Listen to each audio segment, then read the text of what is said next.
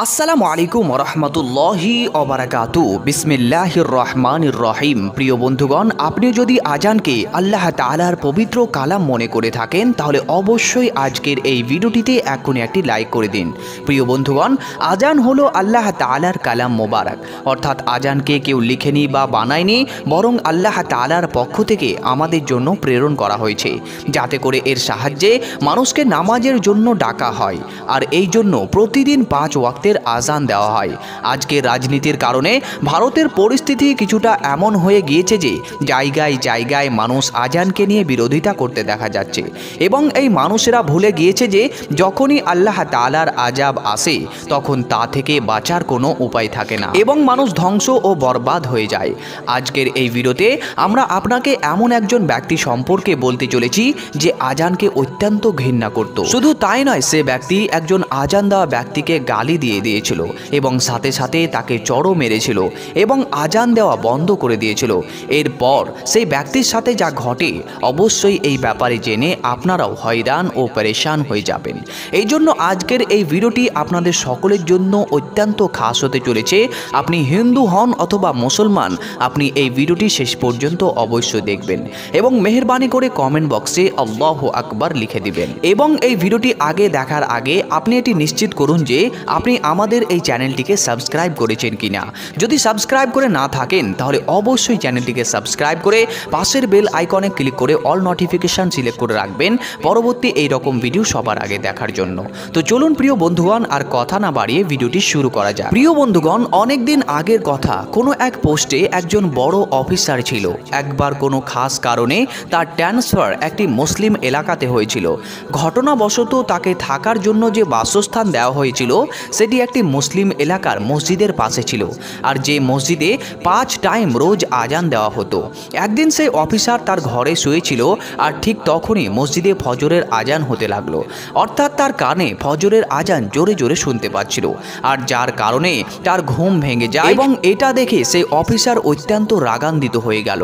আর এই কারণে সেই অফিসার সকাল সকাল উঠে আগে সেই মুয়াজ্জিন অর্থাৎ আজান দেনেওয়ালাকে নিজের ঘরে ডাকলো এবং তাকে বলতে লাগলো যে কাল থেকে ফজরের আজান লাউড স্পিকারে দিবেন না, কারণ আমার ঘর মসজিদের পাশে আছে আর ফজরের আজানের কারণে আমার ঘুমের ব্যাঘাত ঘটে, অর্থাৎ ঘুম ভেঙে যায়। এটা শোনার পর মুয়াজ্জিন বললেন, স্যার, এটা তো আল্লাহর কালাম, এটা সকাল সকাল শুনলে অন্তরে সুকুন মেহসুস হয়, এবং আমি যদি ফজরের আজান লাউড স্পিকারে না দিই তাহলে বুড়ো ও বুজুর্গ ব্যক্তিগুলোর ঘুম কিভাবে ভাঙবে। এবং অনেক মানুষ এমনও আছে যাদের কাছে সময় দেখার মতো ঘড়িও নেই, অথবা তারা অনেকে এমনও আছে যারা ঘড়ির টাইমই দেখতে জানে না।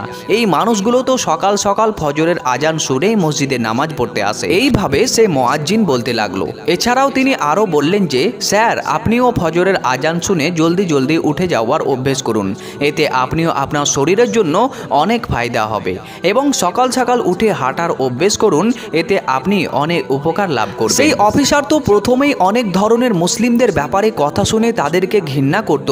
এই জন্য তিনি যখন এই মুয়াজ্জিনের কথা শুনলেন তখন তিনি অত্যন্ত রাগান্বিত হয়ে বলতে লাগলেন, আমাকে তোমার এত জ্ঞান দেওয়ার কিছুই প্রয়োজন নেই, আর মনে রেখো যদি কালকে সকাল সকাল লাউড স্পিকারে আজান দিয়েছো তো তোমার কোনো রক্ষে থাকবে না। আর ঠিক এইভাবে সেই অফিসার মুয়াজ্জিনকে অনেক কথা শুনিয়ে সেখান থেকে পাঠিয়ে দিল, কিন্তু সে আজান দেওয়া ব্যক্তি অর্থাৎ মুয়াজ্জিন সেই অফিসারের কোনো কথাই কানে দিল না। এই জন্য সেই মুয়াজ্জিন ব্যক্তিটি আগের দিন আবারও ফজরের আজান লাউড স্পিকারে দিয়ে দিল।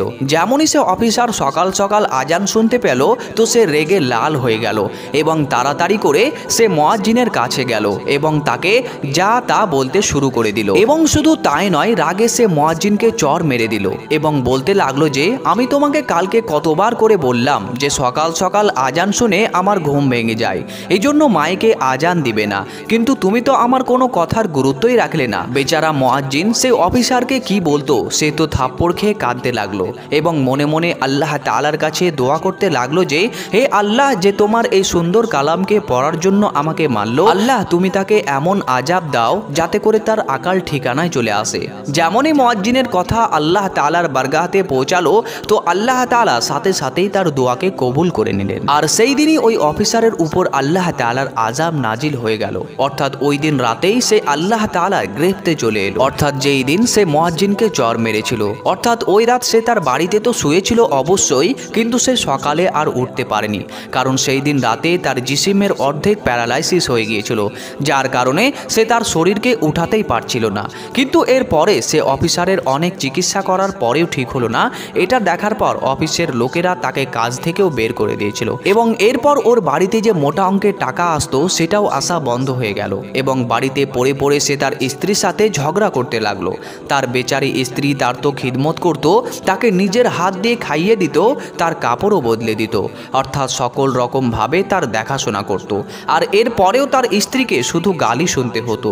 আর এইভাবে তার স্ত্রী তার ব্যবহারে ক্ষিপ্ত হয়ে গিয়েছিল এবং একদিন হঠাৎ করে তার ভাইকে সে ফোন করে ডেকে বলল, ভাই আমি আর এই মানুষটির সাথে একটুও থাকতে পারবো না। পুরো দিন আমি তার খিদমত করি, কিন্তু দিন শেষে আমি তার কাছে শুধু গালি খাই। আমি আর এর সাথে এক মুহূর্তের জন্যেও থাকতে পারবো না, সেই জন্য আপনি আমাকে নিতে আসুন। এ কথা শোনার পর তার ভাই শীঘ্রই নিতে চলে আসে এবং এরপর সেই অফিসারের স্ত্রী তার মায়ের বাড়ি চলে যায়। ঠিক এমতো অবস্থায় সেই অফিসারের অপর সাইডটিও প্যারালাইসিস হয়ে গেল।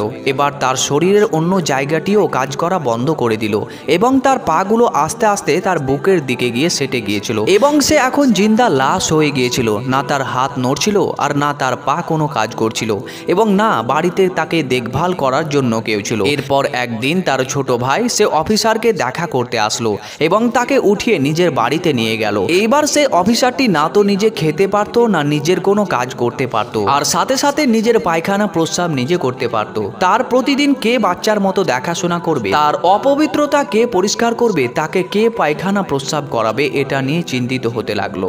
আর কে তার প্রতিদিন কাপড় পাল্টাবে। এরকম করতে করতে তার ভাইয়ের স্ত্রীও ক্ষিপ্ত হয়ে গেল এবং বলতে লাগলো যে আমি প্রতিদিন এই কাজ করতে পারবো না। এরকম করতে করতে তার ওই ভাইয়ের স্ত্রীর সাথেও সে অফিসারটি ঝগড়া করতে লাগলো এবং এমন কঠিন কথা বলে দিল যা সে সহ্য করতে পারেনি, কারণ তার নিজের মুখে তার কন্ট্রোল ছিল না। আর সে তার ভাইয়ের এই স্ত্রীকে গালও দিয়ে দিয়েছিল।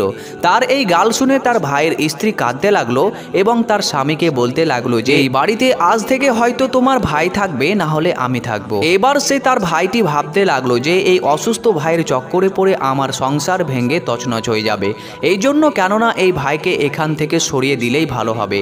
এই জন্য সে তার ছেলেদেরকে নিয়ে তার ভাইয়ের খাটটিকে ধরে রাস্তার একটি কোণাতে রেখে চলে আসে। প্রিয় বন্ধুগণ, সেই সিজনটি গরমে ছিল, যার কারণে রোদের প্রখর তাপ পড়ছিল আর রোদের প্রখর তাপের কারণে তার শরীর ঘেমে গিয়েছিল। আর এত শরীর থেকে ঘাম বের হওয়ার কারণে তাকে পিপাসা লেগে গিয়েছিল এবং সকাল থেকে সে কিছুই খায়নি এবং সে অফিসার সেই খাটের উপরে শুয়ে শুয়ে কাঁদছিল এবং জোরে জোরে চিৎকার করে বলছিল যে কেউ তো আমার সাহায্য করো, কেউ তো আমাকে এক গ্লাস পানি পান করাও, কেউ তো আমাকে খাবার দাও, আমাকে বড় খিদে লেগেছে, সকাল থেকে আমি কিছুই খাইনি। প্রিয় বন্ধুগণ, ঘটনাবশত সেই রাস্তা দিয়ে সেই মুয়াজ্জিনের যাতায়াত হলো যে তাকে থাপ্পড় মেরেছিল। সেই ব্যক্তি দেখলো যে রাস্তার পাশে একটি খাটের উপর একজন ব্যক্তি শুয়ে শুয়ে কাঁদছে। এটা দেখার পর সে মুয়াজ্জিন তার কাছে গেল এবং যখনই সে তার কাছে এসে পৌঁছালো তো সে দেখলো যে এটা তো সেই অফিসার যে তাকে থাপ্পড় মেরেছিল আজান পড়ার জন্য। এটা দেখার পর সে তো হয়রান এবং পরেশান হয়ে গেল এবং বলতে লাগলো, হে অফিসার, তোমার সাথে এটা কি করে হলো? তুমি তো বড় অফিসার ছিলে, তোমার এই করুণ অবস্থা কেন? সে অফিসারটিও মুয়াজ্জিনকে চিনতে পেরে গিয়েছিল এবং সে খাটের উপর শুয়ে শুয়ে জোরে জোরে ঢুকরে ঢুকরে কাঁদতে কাঁদতে বলতে লাগলো, আমার তো বরবাদি সেই দিন শুরু হয়ে গিয়েছিল যেদিন আমি তোমাকে থাপ্পড় মেরেছিলাম। তারপর সে অফিসারটি তার সমস্ত ঘটনা দুঃখের সাথে মুয়াজ্জিনকে শোনালো এবং সে বলতে লাগলো, আমার শরীর সেই দিনই প্যারালাইসিস হয়ে গিয়েছিল যেদিন আমি তোমাকে মেরেছিলাম। প্রথমে তো আমার এক সাইড প্যারালাইসিস হয়েছিল, পরে আবারও এক সাইড হয়ে গিয়ে আমি এখন পুরোপুরি পঙ্গু হয়ে গিয়েছি। আমার কাছে আমার কোনো আপনজন নেই, আমার নিজের স্ত্রী আমাকে ছেড়ে চলে গিয়েছে, সাথে সাথে আজ আমার ভাই আমাকে রাস্তায় ফেলে এসেছে। তার এই অবস্থা দেখে মুয়াজ্জিনের তার উপর অনেক মায়া হলো এবং সে তাকে পানি পান করালো এবং তার জন্য বাড়ি থেকে খাবার নিয়ে আসলো এবং নিজের হাত দিয়ে তাকে খাবার খাওয়ালো। শুধু তাই নয়, তাকে নিজের সাথে বাড়িও নিয়ে গেল এবং বাড়ি নিয়ে গিয়ে তার অনেক খেদমত করলো এবং সে মুয়াজ্জিন সেই অফিসারকে বলতে লাগলো, তুমি আল্লাহর শানে গুস্তাখি করেছো, তুমি আজানকে তৌহিন করেছো, যার কারণে আল্লাহ তাআলা তোমার এই অবস্থা করেছে। তুমি আজকেই আল্লাহ তাআলার কাছে সত্য মনে তওবা করো, তাহলে আল্লাহ তাআলা হয়তো তোমাকে মাফ করে দিবে। এই কথা শোনার পর সে মুয়াজ্জিন আল্লাহ তাআলার দরবারে কাঁদতে কাঁদতে তওবা করতে লাগলো আর সে মুয়াজ্জিন তার জন্য অন্তর থেকে দোয়া করলো। এরপর সেই মুয়াজ্জিনের দোয়া আল্লাহ তাআলা আবারও সাথে সাথে কবুল করে নিলেন এবং কিছুদিনের খেদমতের পরে সেই অফিসারটি আবারও আবারও পুরোপুরি সুস্থ হয়ে উঠল এবং আবারও আগের মতো সুন্দরভাবে চলাফেরা করতে লাগলো। আল্লাহু আকবার। প্রিয় বন্ধুগণ, মনে রাখবেন যে যদি কোনো জালেম ব্যক্তি কোনো ব্যক্তির ওপর জুলুম করে এবং সে জুলুমকারী সে ব্যক্তি যদি কোনো বদদোয়া করে, তাহলে আল্লাহ তাআলা তার সাথে সাথে দোয়াকে কবুল করে নেন। আর এই অফিসারের বেলাতে সেটাই হয়েছে। কিছু কিছু সময় মানুষ অ্যাটিটিউড দেখে নিজের অকাতকে ভুলে যায়। আজকে আমাদের কাছে সময় আছে ভালো মানুষ হয়ে জীবন যাপন করার জন্য, মানুষের সাথে সৎ ব্যবহার করে নিজের আখলালকে ঠিক করে রাখার জন্য। প্রিয় বন্ধুগণ, হাদিস শরীফে এসেছে রাসূল সাল্লাল্লাহু আলাইহি ওয়াসাল্লাম ইরশাদ করেছেন, হে মহিলা, যখন তোমরা বেলালকে আজান ও ইকামাত দিতে শুনো তো তোমরাও তার মতো বলার চেষ্টা করো। অবশ্যই আল্লাহ তাআলা প্রত্যেক কথা বলার পেছনে 1 লাখ করে নেকি লিখবেন আর 1000 দরজা বা মাকামকে তোমার জন্য উঁচু করবেন আর 1000 গুনাহ তোমার পাপকে মোচন করে দিবেন। এ কথা শোনার পর মহিলারা বলতে লাগলেন, ইয়া রাসূলুল্লাহ, এটা তো শুধু মহিলাদের জন্য, পুরুষদের জন্য কি আছে? তো রাসূলুল্লাহ সাল্লাল্লাহু আলাইহি ওয়াসাল্লাম আরও বললেন যে পুরুষদের জন্য এর থেকে ডবল আজর ও সওয়াব রয়েছে। প্রিয় বন্ধুগণ, এই কথার উপরে আপনিও কমেন্ট বক্সে সুবহানাল্লাহ লিখে আল্লাহ তাআলার প্রশংসা করুন। প্রিয় বন্ধুগণ, আমি আশা করি আজকের এই ভিডিওটি আপনাকে ভালো লেগেছে। যদি ভিডিওটি ভালো লাগে তাহলে অবশ্যই আজকের এই ভিডিওটিতে এখন একটি লাইক করবেন, বন্ধুদের সাথে ভিডিওটি বেশি বেশি পরিমাণে শেয়ার করবেন, যাতে করে তারাও এই ভিডিওটি দেখে নিজের ঈমানকে তাজা করতে পারে। এবং আপনি যদি এই চ্যানেলটিতে নতুন হয়ে থাকেন তাহলে এইরকম ইনফরমেটিভ ভিডিও পাওয়ার জন্য চ্যানেলটিকে অবশ্যই সাবস্ক্রাইব করে রাখবেন এবং পাশের বেল আইকনে ক্লিক করে অল নোটিফিকেশান করে রাখবেন পরবর্তী এইরকম ভিডিও সবার আগে দেখার জন্য। দেখা হবে আপনার সাথে আরও একটি নতুন ভিডিওতে। ততক্ষণ পর্যন্ত নিজের খেয়াল রাখুন, সুস্থ থাকুন। আল্লাহ হাফেজ।